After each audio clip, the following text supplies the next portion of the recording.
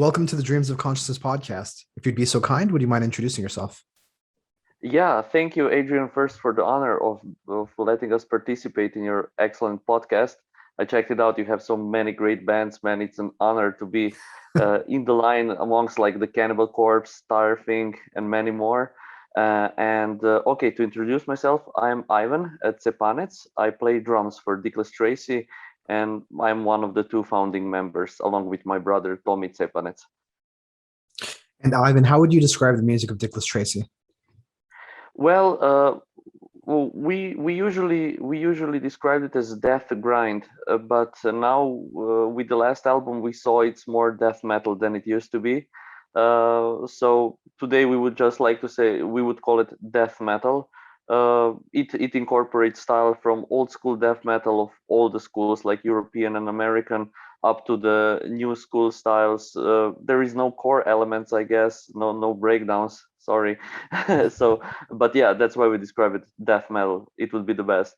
Even if you see the design, the label death grind, that's probably also the closest. But we saw with the reviews of the new album that a lot of people were like, where is the grind in these parts? It's mostly death metal. And we were like, hey, they're actually pretty right. But we were so used of playing different songs from our grind era to our death metal era that we usually called it death grind. But I think it will be less confusing now if we just call it death metal. Now, as far as your grind era goes, would you say that would be the first three albums or the first two albums? Well, actually, yeah, the first two albums. The thing with us is that when we started, we didn't know how to actually play this type of music. We all come from punk and hardcore background. So when we first started, we of course did some covers of grind bands like Agathocles or Anal Kant or Cripple Bastards and Patareni from Croatia. And then the thing was we made so many songs in first couple of years. So when the first album was recorded, these songs were already 2 years old. When the second album was recorded, there was the songs were again old, like 1 or 2 years. And when the third album was recorded, I think it was 7 years between the second and the third one. We we just incorporated so many death metal touches in there, but it was still grind, like like a mixture of death and grind. Sorry if this answers your questions. But yeah, I think our grind era, like pure grindcore era with minute and a half long songs, it was about like first 2 or 3 years of existence. So, and it's best captured on the first album. Already the second album of Light and Darkness, it was already mixed with grind elements and death metal elements as we were progressing, I guess. And then the third album, I would call it like pretty death metal stuff. So Now, why grindcore? Why was that the music that you and your brother decided to make? I think it was just because in our small town in the eastern part of Slovenia, uh, we were uh, we were just trying to I don't know, to live our nights, the weekend evenings in the way of creating something. So my brother first, when he started in the music scene in our town, he played bass in a hardcore band, and I started playing drums with two of my friends in a, let's say, some kind of a melodic punk rock band. And in the same time, when the scene was growing and we started tape trading, there was lots of bands sending us punk tapes, metal tapes, and grindcore tapes. And with grindcore, it was a revelation for us. I mean, we all knew Napalm Death from our early years, from childhood even, but we never played that stuff. And then when we discovered noise and industrial music, and then grindcore came in, and we were like, okay, let's play something like that, because already my brother and our first singer of Dickless Tracy, they had a noise project where my brother played drums, and that guy Velko, he used to growl, and that was it. And when my first band got well, when we split up, I was kid, like 15 years old, and I was like, I want to have a band. I want to play something. I want to play something fast. And my brother said like, hey, I already doing a noise band. I could change from drums to guitar, because he was essentially a bass player, but he also knew how to play a guitar, I guess. And it was perfect for me because I was like, okay, this is short and this is fast and it's brutal. It reminds me of two, let's say, grindcore bands at the time that I was really familiar with, which was Early Brutal Truth and Napalm Death. So that's why we picked it up. I think that was one of the reasons, because we were really interested. The other was the fact that we only had time to practice on Saturdays at our friend's house, and he let us only 1 hour. So in this 1 hour time, we from Saturday to every Saturday, we used to spend like first 10 minutes of repeating the one or two songs that we created, and then we started creating new songs. So we said, okay, if we want to play this 1 hour, let's play as many songs as possible. So I think that was it, why we played grind. And of course, none of us was on the level of, let's say, like a death metal musician. We only knew how to do fast, growly, brutal stuff. I played drums with one bass pedal and three pieces of cymbal. My brother, I don't know if he even knew how to tune the guitar.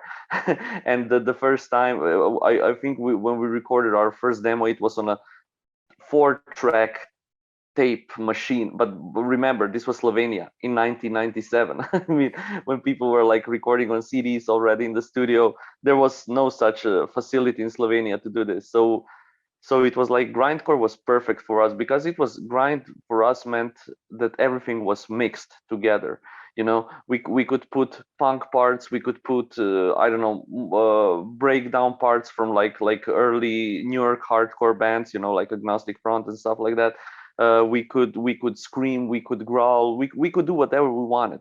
And there were and the let's say, the good thing about it was also that when people started putting on shows, they put us with every kinds of bands, because we fit everywhere except metal shows, because there weren't such many metal shows in that time with us. And so we used to play with melodic punk rock bands, we used to play with avant-garde bands, we used to play with, I don't know, like real hardcore bands, like in vein of Gorilla Biscuits and stuff like that, because Slovenia had a really strong scene like that at the time. So Cool. Uh, so as you mentioned, you and your brother formed Dickless Tracy around 1997. yeah, it was 27 August, yeah, And 1997. can you tell me a little bit about what the scene was like in Slovenia at that time? Okay, at that time the underground scene was really strong. Slovenia had lots of young and also already old and legendary punk bands, because that's a real strong scene in Slovenia even today. We had some grindcore bands, as I remember. There were some noise projects. I wasn't aware of metal bands at that time when we started, but there were already some extreme metal bands playing, like Noctiferia, which are still here today. And of course, we had bands like Laibach and the likes, so the legendary industrial bands. Then we had post-punk bands. We had bands of all sorts, so the scene was really diverse. It was strong tape trading scene. There were many concerts, and because Slovenia, it's a small country, but we didn't have a developed highway system. So if you played, like, let's say in Ljubljana, and then next day you played in a place that was 30 kilometers away, the people from those two places didn't go to each other's concert because it was too far away. So wherever you were playing, to some big crowds. And because there weren't as many concerts, although the scene was rich with bands, people used to visit every show just because the show was there. And we had a lot of fanzines, we had some radio stations. So yeah, it was pretty strong and diverse. Cool. And what's the scene like right now? I mean, obviously with COVID, everything is everything is shut down. Okay. But like just Okay. before COVID, what was the Oh, scene like? oh, it was crazy. I mean, there were lots of new bands coming up every day. lots of young people starting like at 15 or 16 and already being much better musicians than we are now, let's say. People playing everything from post rock to punk to death metal, extreme metal, thrash metal, all types of metal. There is lots of clubs which are helping each other. There are some bands that even broke the international boundaries, like Noctiferia mentioned before, or Within Destruction, which are, I guess, one of the most known extreme bands in Slovenia today and worldwide. Yeah, and just before COVID in Ljubljana, you had like, I don't know how many shows a week, and this is the town which had this is a city with less than 500,000 people in the vicinity of Vienna, Zagreb, or some Italian cities. So yeah, it was pretty strong. And even in the time of COVID, yeah, the shows got canceled, but the bands remained. So a lot of bands created their albums, took time to practice. And now when the clubs are opening again in Slovenia, of course we only have local shows, but this is perfect time now.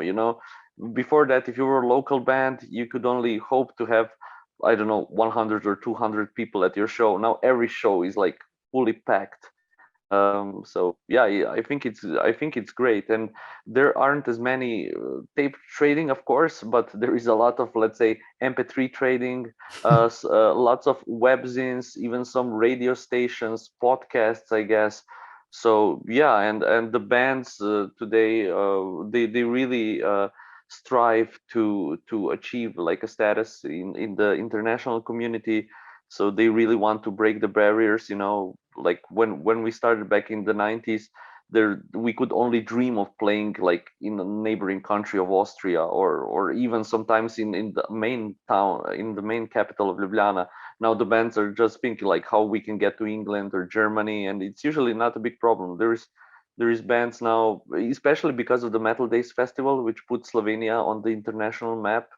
And there is just so many bands coming around, and so many Slovenian bands helping, with their clubs, giving them for other bands to come and play. And then it's like, yeah, we organize you gig here, you organize a gig there, and it's like it used to be. So it's pretty strong even now, but especially now, because I think people wanted to fight, the isolation of COVID and anxiety issues and everything that came just by creating art, being music or webzines or pictures, paintings. Yeah, that's really cool. What was the festival that you just mentioned? Oh yeah, it's a Metal Days Festival. It's actually like a 7 days long festival here in Slovenia, with international bands and local bands playing. It started as metal camp. It started back in 2004, and up until 2020, it's been consecutive, like for every year. And yeah, it was, I mean, like after third or fourth edition, they really became internationally known. You could see it like being promoted in big magazines. Like lots of bands were playing here, not bands like Iron Maiden or stuff like that, but we had, like from Kingdom and to Sepultura to you name it. There is like, and yeah, so it's a really known festival in the international area, I guess. That's awesome. And did you say Mhm. that it lasts 7 days? Yeah, yeah, it's crazy because it used to be like 2 days. It was the first edition, then it was 3 days, and then because it's in the nature, like between the two rivers and by the mountains, and in the vicinity of a small but tourist town, they said like let's make it a metal vacation. So you have it like for I think it's 5 days of shows, but like first day is a party day, and the last day is like get the fuck out day, so yeah, it's crazy.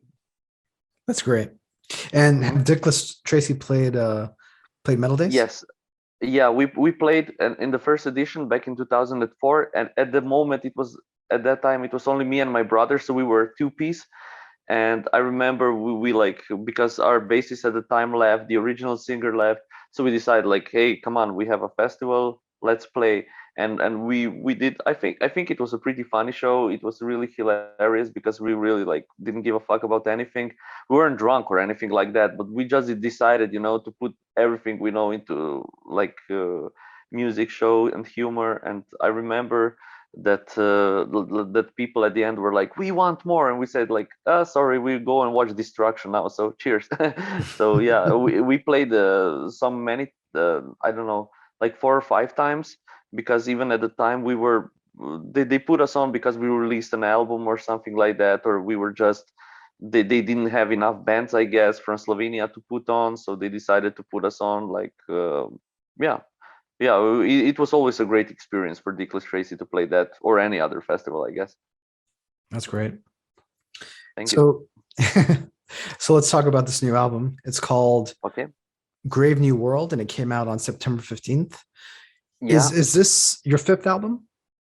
Yeah, it's actually our third professionally done album, but it's our fifth full length. Yeah, we just put it in discography as a fifth album, so it doesn't confuse people. Because a lot of people were saying that first two albums are not actually albums because they're not released on labels, but they were self-released. But we said like, come on, man, that's like 40 minutes of music on each album, so it's an album. Yeah, and this is this is the latest album, the fifth. Yes. Cool. So you mentioned the growing death metal influence on Dickless Tracy, and you said that at this point, uh, your music is mostly death metal. Mhm. Was there a change in the way you guys write songs that led to the style slowly changing or taking on more death metal elements? I think it wasn't an intentional change. It just came as it was, because we with Dickless Tracy we always wanted to make extreme music, but didn't want to limit ourselves. We didn't want to say like our sound has to be like a Swedish death metal sound or an American death metal sound. So when we were creating songs for Grave New World, we just did what we always did. We wrote, I don't know, Tommy wrote a great riff, or Jerne now, our new bass player. He also wrote some songs, and if they sounded really fine, we just like honed them to make them really good for us. And we always create songs together in rehearsal place. So that's why it took.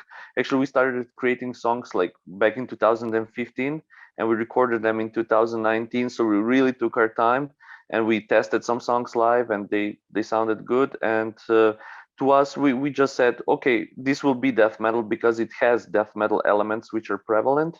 And it was a natural thing because we were always avid listeners of different music. Like if I quote Napalm Death, from something totally mellow to something totally extreme. And so it was, yeah, it was really natural. We didn't sit down and said like, let's make this a pure death metal album, because even on Grave New World you hear some grinding songs, or songs which you could mostly label as death grind. But to create slower songs and to make emphasis on some atmosphere, it was really something new for us. So for us it was like, wow, we can play this, wow, we can create something like this, because we were self-taught musicians. uh, I mean, with my drum playing, I never spent time like watching on YouTube how this is done or how that is done.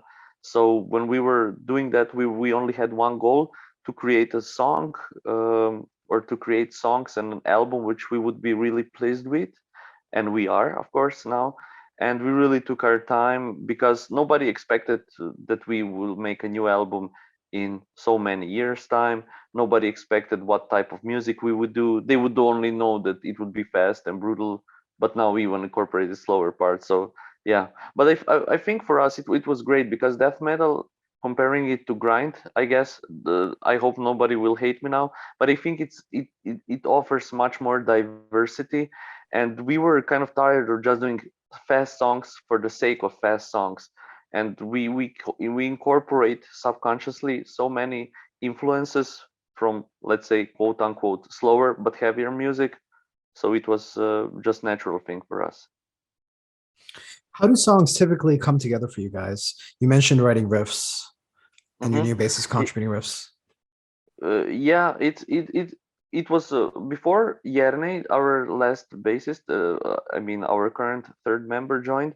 It was always my brother who wrote, let's say, one riff or two riffs, and he had an idea of how the song would sound, and he brought it to rehearsal place, and then me and the singer or other guitarists at that time, because we had so many lineup changes, we just we listened to it. We said, okay, it sounded good, and then we started creating the foundations with drums, and then just creating the song in the rehearsal place always.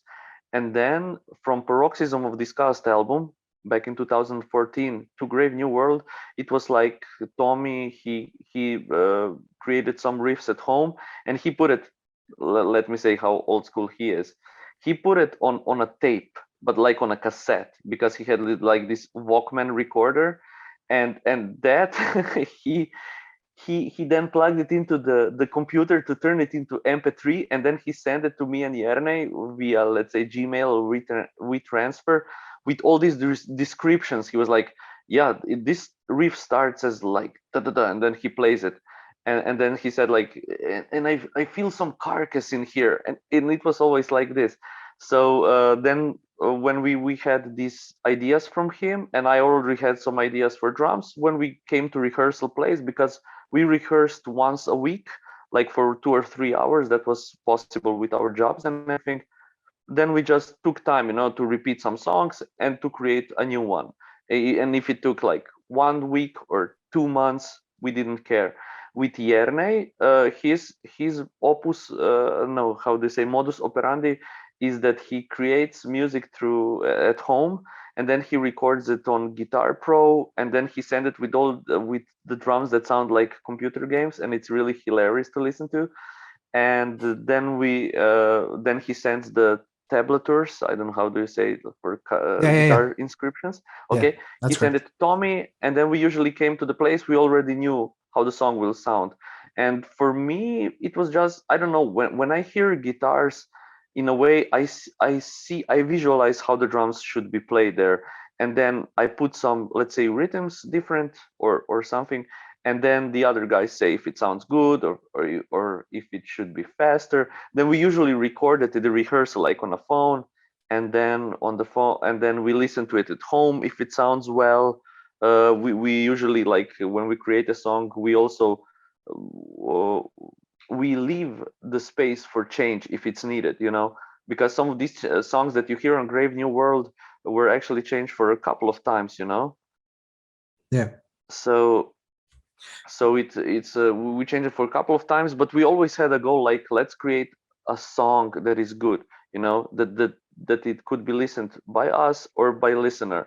Because I'm like almost 40 now, Tommy's a little older, Yerne is a little younger, and we're not in that time anymore where it's like my drums have to be prevalent on this song, or the guitars have to be like this. So it's always a team effort, I guess, when the song is completed.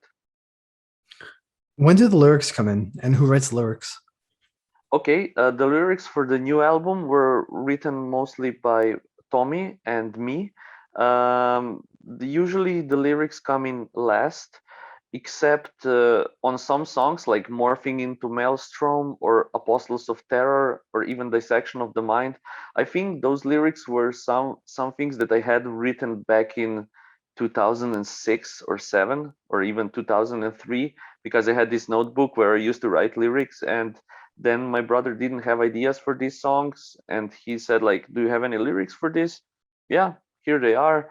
And then he fitted them into the song. So we always write music first and then the lyrics, but usually like the lyrics are something that, for at least for me, it's like I write them all the time. So then I have like this notebook, and it's like I hear the song, and then I go through lyrics, and I'm like, this works. This kind of reminds me of these lyrics that I see here. That's what happened, I think, with Apostles of Terror or Morphing into Maelstrom or Pathetic Descendant of Apes. I think Pathetic Descendant of Apes lyrics were written because of the music, because the music, when Yerne wrote that song, I think he was aiming for a kind of cattle decapitation style vibe.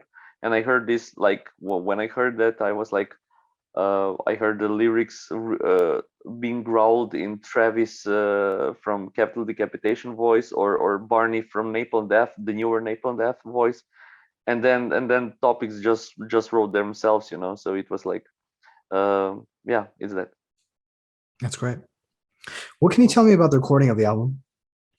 A recording of the album, I think it was really the first time we did the whole album recording on a professional level, because we really took our time and went into the studio. We started recording in March 2019.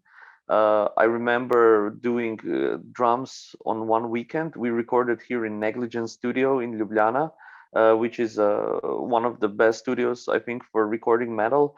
And the recording was done by Andrei Chuk. He's now the leader of the band in Sanguinate, but at the time he played with me in a thrash metal band called Eruption. So it was a really easy process to record drums with him. I think he even incorporated some ideas, so that's why we put him as a co-producer, because some drum parts sounded different before his input. And then at his home studio in his apartment, he calls it Defender of the Rift studio, we recorded the guitars and bass. Bass was of course recorded solely by Yerne, and the guitars were of course recorded by Tommy. And then I think Tommy took one weekend to record the vocals. And I remember we received the master tape or master CD on July 19th to 2019, because that's when Tommy's daughter, my niece, was born. So we had like a double party for that. And then we were deciding where to release it, or because the thing is, because Tommy became dad, we didn't know if we would have as many shows in the beginning, because of course father being a father is a priority. So we kind of took our time, you know. We decided, this would do with the cover, and then, you know, like you blink twice and it's 2021. Yeah, but the recording went really smooth and we were really happy, because Andrei, he's really familiar with recording techniques, and although he's quite young, he's a really good really big fan of classic death metal, you know, like Morbid Angel, Suffocation, or Entombed, and stuff like that. So he, from the start, he knew what kind of sound we wanted to achieve.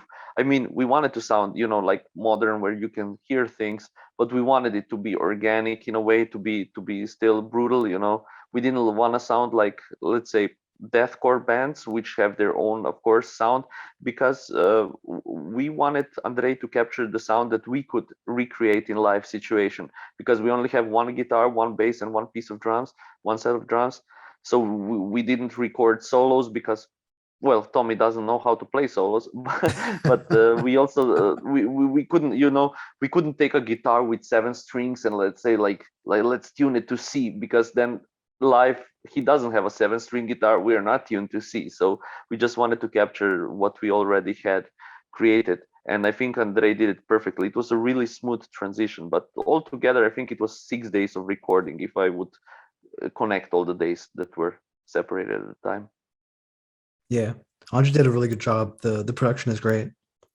Yeah, he's amazing. You should you I can't wait for you to hear his band in Sanguinate. They are recording right now, and he also did the Hellsword album, which is like a Bathory Venom influenced young band from Ljubljana, and everybody's like praising in the reviews, saying that he really did a great job making an old school sounding band with a modern production. It just sounds great because you can hear everything.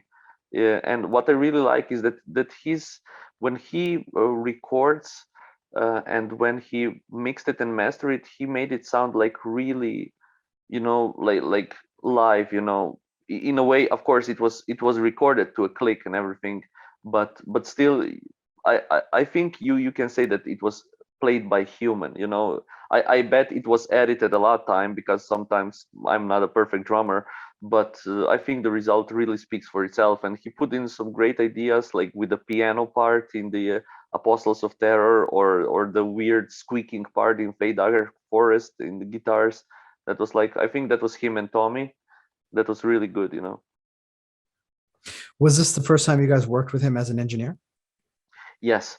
I mean, I used to work, I recorded two Eruption albums with him, but for Dickless Tracy, it was the first time. The problem with Dickless Tracy before was that when we started, there weren't as many studios to record this type of music. So we used to record it like at our friend's place.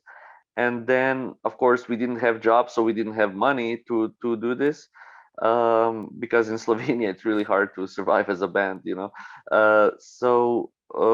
When we really had the money and the idea, I think Andre was the perfect choice because because of all the mentioned characteristics before. Yeah, we work with him for the first time, and I think it won't be the last. Very cool. So the album is out now. What plans do you guys have as far as promotion? Well, we're trying to promote it as much like through the internet, like through types of interviews, like now with Dreams of Consciousness or tomorrow Metal Detector, a Slovene radio show.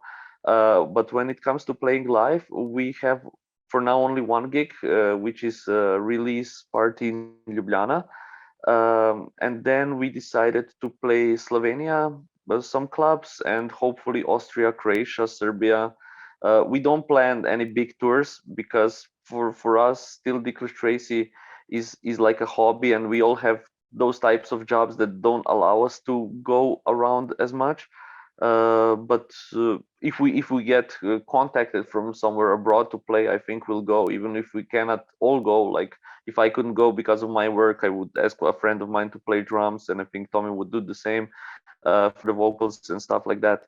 So for now, yeah, we plan to promote it in Slovenia and some neighboring countries, and then we'll see how it goes. Especially now with COVID and all this uncertainty, you know. So the fifth Dickless Tracy album is called Grave New World, and it's out now. Mhm. Ivan, how can people Yeah. order the album? What's the best way to get it? Okay, the best way to get it is to contact us on Facebook, like facebook.com Dickless Tracy Grind, or if you just write Dickless Tracy in Facebook, you will get us. There. The other way is to contact our label, Monster Billy Records, which is monsterbillyrecords.com, and then you just go straight to the shop page of it, and there you can order, or through us you can order the physical copy, being a CD. And if you wanted to buy a digital copy, you can go to our Bandcamp.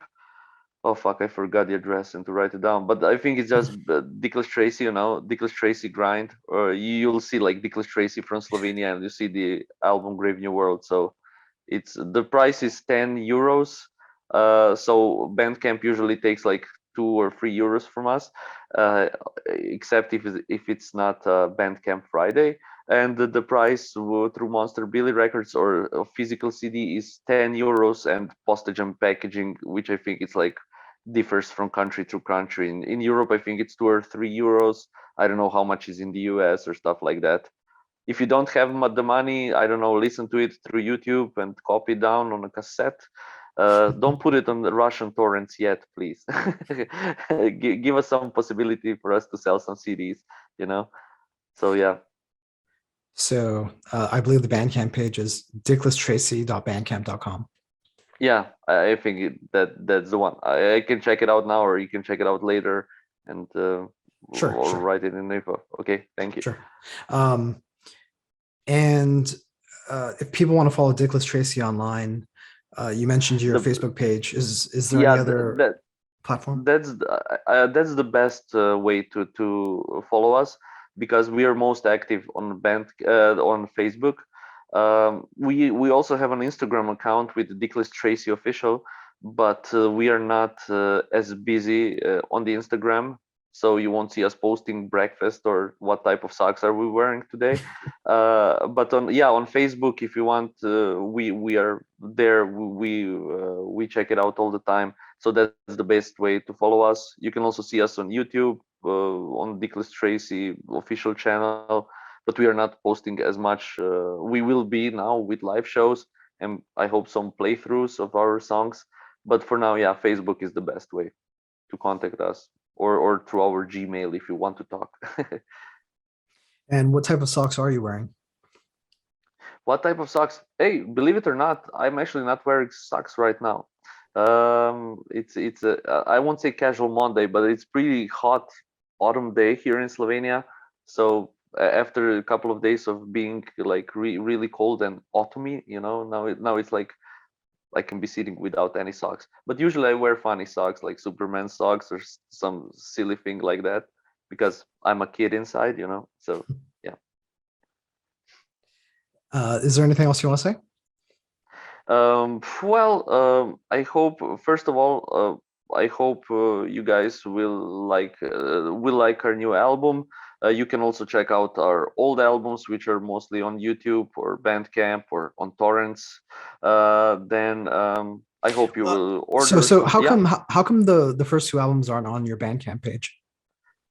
The thing is, when you put things on Bandcamp, they have to be really good quality. And the thing is, we don't have master tapes or first albums. I think I even have only CDR of the first two albums. So we were discussing if we would put it on Bandcamp, but for now we decided not to do that. I think we'll put it just on YouTube first, and perhaps then we'll get I think people when you download music from Bandcamp, they expect quality, I guess, in sound. And this would be I'm not even sure if the copies I have are the first copies. I think it's copy of a copy, so it could be kind of people could be, I don't know, diverted from it, or they wanted to avoid it. But who knows, perhaps we'll re-record the songs and put it as an album, something in the future, like a compilation, perhaps a tribute, because next year we are celebrating like 25 years of grinding, although we're playing death metal now. And we were thinking of perhaps recording songs from the first two albums, not all songs, but some songs that we feel that would really sound good now with the equipment and our ability of playing. So perhaps we'll do it like this, but who knows? Perhaps I think if we take enough time, we could put everything we have on Bandcamp, because we have tons of live albums, split demo, promo stuff. So who knows? When we get busy, we really get busy. So thanks for Cool. the idea, though. Yeah. No, I was curious because as I was doing the research, I couldn't Mhm. find the first two albums, so I wasn't sure if they'd ever been released after the initial CDR releases. No, they were never like professionally released through a label. We released them for ourselves. I mean, by ourselves, sorry.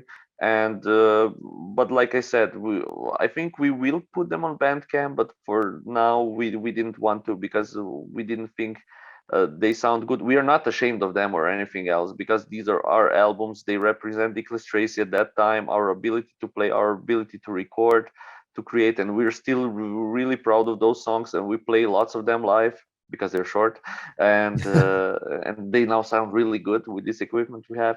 But yeah, well, I think we'll do it in the future, I guess, Cool. and we'll let So you know. yeah, absolutely. So I actually interrupted you.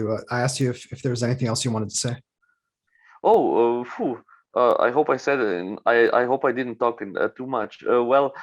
I wanted to say thank you for the opportunity, because this was our first podcast interview ever. This was our first Malaysia interview for Malaysian I'm podcast sorry ever. it had to be me. No, no, don't apologize, man. Like I said, we just feel honored, to be doing this, and I hope people will check out Dickless Tracy. A lot of people judge us by the name. Some were offended because it represents we didn't know it was a female police officer slang term in Australia. Sorry for that one. And a lot of people then are disappointed. Like, you guys don't play gore grind. You sound like this. So step around the name and discover the music that is really behind it. I hope you'll check out also the older albums. Order the CD if you like to. If you ever want to contact us,